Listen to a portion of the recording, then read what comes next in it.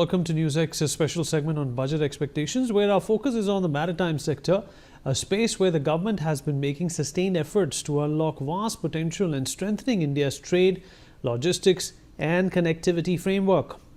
The Union budget is expected to place strong emphasis on modernizing India's ports through advanced technology, aiming to improve productivity, safety, of course, and overall operational efficiency across major and non-major ports. Experts are also emphasizing a need for capacity expansion with increased investment for developing mega ports and enhancing deep draft infrastructure to handle larger vessels and rising trade volumes.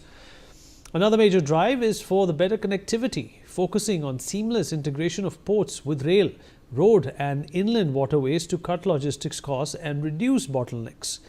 Green energy initiatives have also gained traction with funding support for sustainable port operations, including renewable energy use and lower carbon emissions.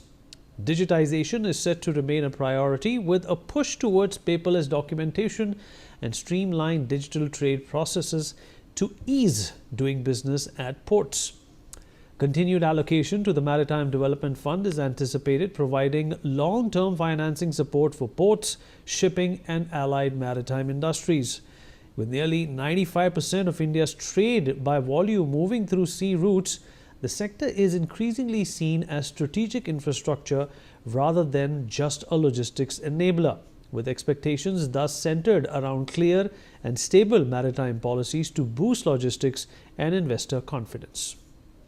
All right, let's talk about this with our guest. Joining us on the show at this point in time is Commander Bhushan Dewan, former Indian Navy officer. Captain Shyam Kumar, former Indian Navy officer, also with us on the broadcast. Yamini Agarwal, Vice Chairperson of Finance Indian Institute of Finance, with us as well. And last but by no means the least, Major Muhammad Ali Shah, defense expert, with us on the program as well. Commander Dewan, I'll begin with you, sir. I hope you can hear me. Okay, perhaps not. Captain Shyam Kumar, if you're there with us. Yes, I can hear you, Vineet. Go ahead, please. All right, thank you so much for joining us. All right, well, this is, of course, a vision towards the Maritime Amrit Kal 2047, which the Prime Minister has also spoken of time and again. You know, there is a key highlight of operationalization of 25,000 crore rupees, which are put towards the Maritime Development Fund. How is the budget supposed to address this allocation, and how is supposed to streamline the aspirations that I just read out?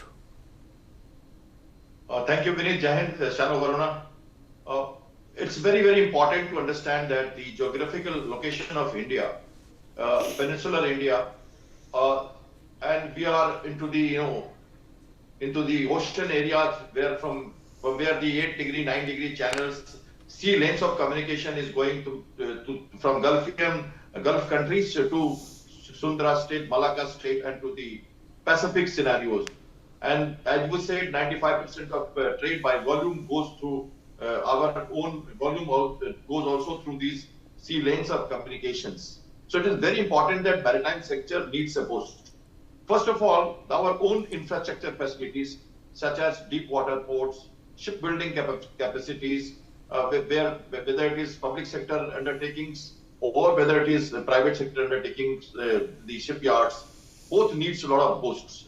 We have demarcated certain funds of 67,000 crore rupees in last September, and it is to be extended up to 2026 and to the Amrit Kal, because there are thrust on the indigenization, that is shipbuilding, capacity building, ports, harbor, deep water ports, inland water port, integration with railways, etc.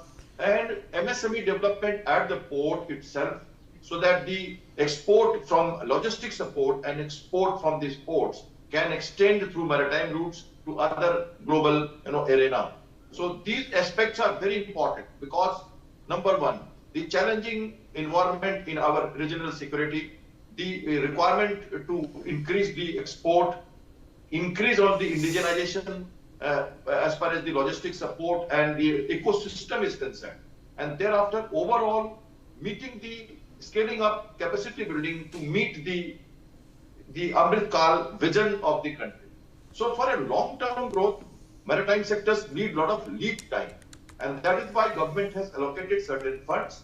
which would be utilized, whether it is maritime infrastructure fund or the development funds, which have been earmarked over a long period of time for a slow utilization. 24,000 crore or on that 19,000 crore or some other head. These all have to be monitored. Regulatory bodies, I can suggest we also need to have digitization. We also need to have procedures, simplifications, actually at par with the other ports and harbors of the other countries, competitive spirits. Unless we all dovetail this together, we will not be able to move into the situation where we will be able to extend our reach to other countries, especially the Southeast Asian Gulf countries and Pacific and beyond. We are looking at Mediterranean. We are looking at European export and import. We went to Israel for making a port from India. We wanted to go through Haifa port to European countries. We were looking for many things. The Middle East scenario has, brought some slowdown into it, but the vision is very clear. Our political will, the country's long-term vision, the maritime outlook has been already seen. We have realized it that our old past historical legacy of maritime traditions, roots must be energized, must be kept alive. Unless we do that, India would not be able to grow to the next pylon of the economy, to the third place. So I think it's a employability, it is a blue economy, it is the infrastructure development. It's all going to grow and meet the visions of Amrit Khan. Vinit. All right, Mohammad Ali Shah, if you can hear me, I'm going to come to you now. Mohammad Ali Shah. Yes, Vineet, I can hear you clearly, loud and clear. All right, 75,000 crores, Mohammad, to Sagarmala 2.0. That is the proposed budget. Right. 69,000 Right. crores for the shipbuilding package. Of course, there is, a deep call within the industry to make India a hub of Right. shipbuilding. Maritime Right. Development Fund is at 25,000 crore as well. The ship building financial assistance, that is also through the government at 24,000 crores. There is, this huge allocation available at this point in time, but yet experts feel the implementation has been slow and far in between. What do you think can be done in order to expedite that? Okay, Vineet, very well said by you. Before I answer your question, there are a few points I would like to make first. Sir Alfred Raleigh had said that those who command the seas will command the region of the world. Those who command the region of the world will command the world trade. Those who command the world trade will command the world eventually. Alfred Thayer Mahan, the American naval strategist, in fact, in Staff College and in senior command courses in National Defense College, you learn about Alfred Thayer Mahan. He had said the same thing. But it was actually attributed in the Ottoman Empire when Emperor Solomon was advised this by Admiral Hayreddin Barbarossa that the shift should be from continental to maritime shift, which means earlier we would focus on the land, on the army, yes, but less importance was given to the navy, which is not the case, which should be, in fact, which is not the case, which should be. Like 4th December 1971, the Indian Navy had very bravely bombarded the port of Karachi in Pakistan. It was proved that time that what the maritime prowess is, we need to actually strengthen that. Now, I'm really glad to see that the shift is actually coming towards the Navy, and it should, and rightly so. It deserves that attention. It commands that attention. In fact, so when we actually see, like for example, we are on our way to becoming a blue water navy. Now, the blue water navy, Pakistan, Bangladesh are brown water navies, which means muddy water, shallow water, close to your shores. A blue water navy, far away, which means like, the name itself suggests. Like, I'll give you an example of INS Tabar. INS Tabar had sailed to Egypt about 3 years back. And we have got very good relations right from President Nasser's time to Jawaharlal Nehru's time with Egypt. So when INS Tabar had sailed to Egypt, of course, and they did a joint exercise together there, it was a show of power, projection of power. It was a show of strength as well for the world. So now when we put the focus on the military budget on the Navy, like Nirmala Sitaram is going to be announcing tomorrow, and I think the improvement in the defense budget, focusing on the maritime power, focusing on the Navy, I think that is very, very important. when we talk about blue water navy, I think we should have, and we already have, good relation with the Gulf, with Oman. The three countries I will name first. I will name Seychelles, Oman, and I would name Indonesia per se. These three nations, because for rest recoup, for refueling, where our ships can actually take a break. For example, Navy is the only service in the trial service, Army, Navy, Air Force, which teaches diplomacy. Army and Air Force does not teach diplomacy. So Navy, of course, any ship coming in any port, they are welcome. They always help out in rest and recoup and refueling. But here, when we have a specific focus on our maritime, I will just about 2 months back, Vineet, very important point. I was on a panel at the Military Literature Festival with Admiral Arun Prakash, the former naval chief. We were there together on a panel. We were talking about the change of mindset from continental shift to maritime shift. And he gave some very, very pertinent points, right from 1510, in fact, to 1529, when Vasco da Gama had come to Goa and he first time he failed, second time, but then ultimately he did set up his powers in India through Goa. So it is very important to focus on our Navy. And now when we have a budget, a military budget, focusing on the Navy, I think we are going as per what Sir said just now, Amrit Kalvini. Okay, fair enough. Commander Diwan, so your thoughts on this? Deep water and mega ports, indigenous container lines, sustainability and green ports, how do they feature or how should they feature in India's aspirational budget? In fact, the potential of India's coastline, which is almost 12,000 kilometers, including the Port Blair. Port Blair is about 3,500 kilometers, Andaman Nicobar, and mainland is about 7,500 kilometers. It's a huge coastline. 95% of India's trade is handled by sea. But in terms of our, only 5% of this is managed by our shipping. And today we have about 212 ports. And our capacity is about 1,500 million metric tons per year handling capacity that we have. Installed capacity is around 2,500, but practically we handle so much. And the target is that by 2047 to have 10,000 million metric tons cargo to be handled.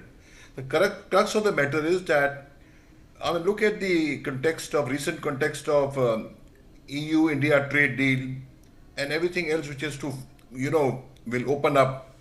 The whole trade game, unless we really take it up in big way, in a mission mode, which is being taken actually in a mission mode, we have to regain, India has to regain our old status as a seafaring nation with such a huge coastline. Nobody has so much. And along with the coastline, the issue is blue economy.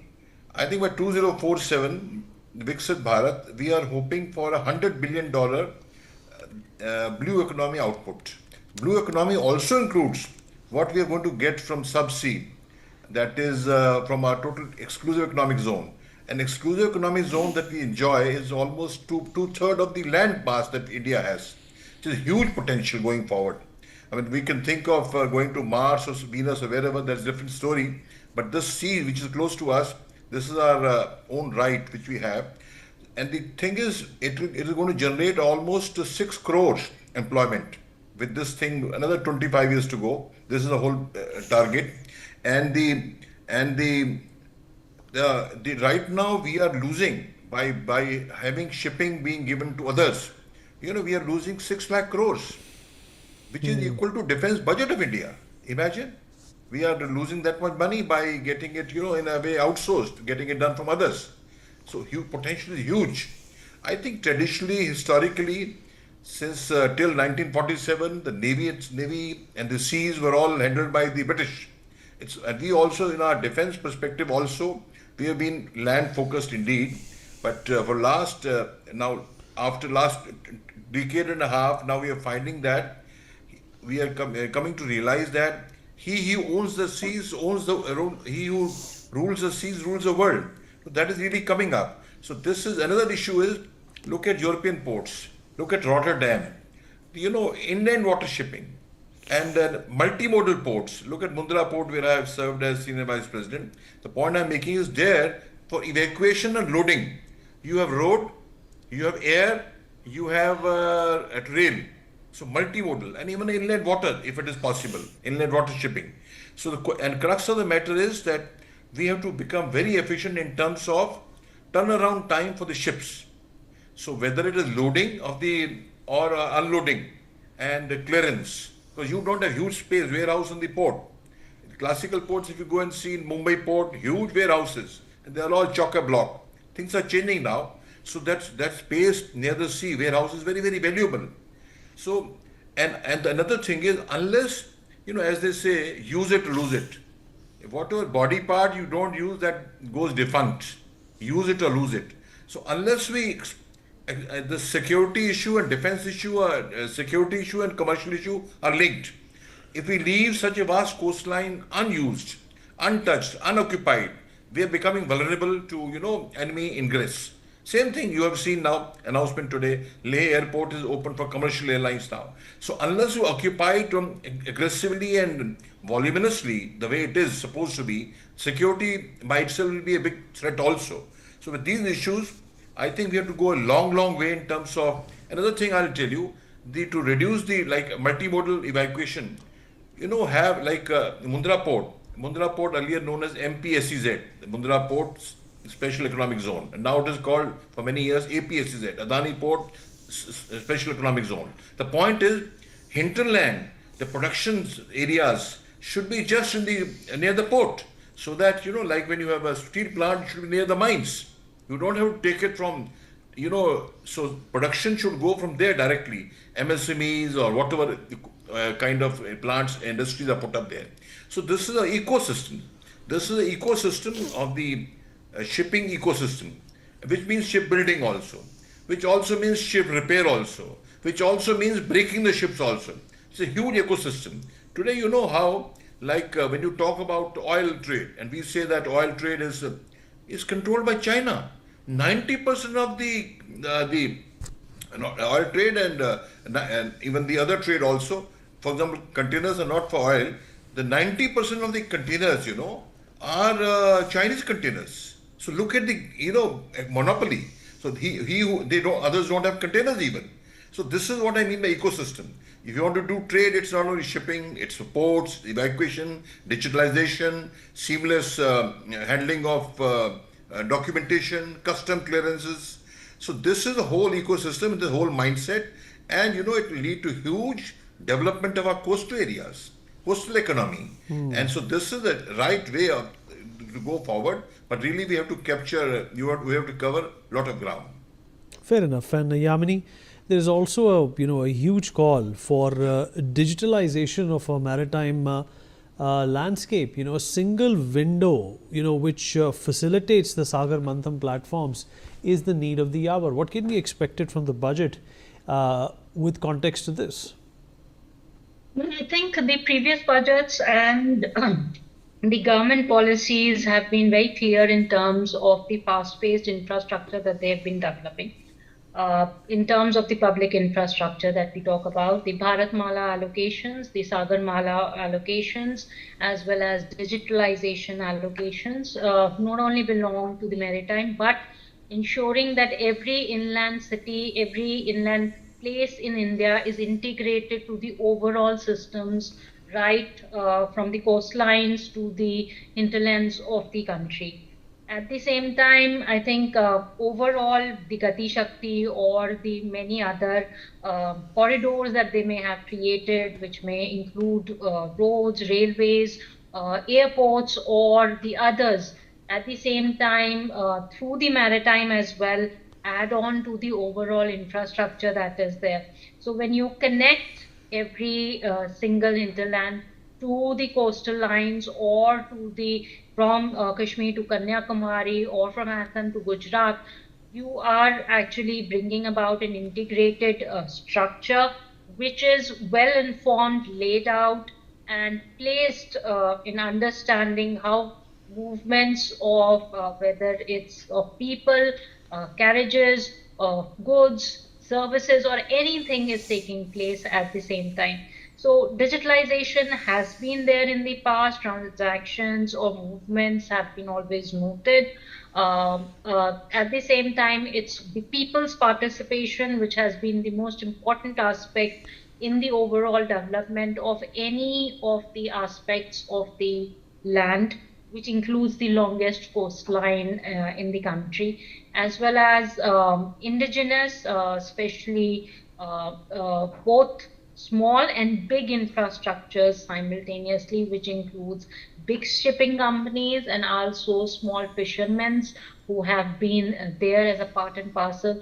The whole economics of, I think, the blue economy does belong to a large amount of a trade that goes from trade to goods, services, tea products to many other items. So I believe also in terms of the diplomacy that connects us to the various countries in maintaining our own national interests and the overall interests in the world peace.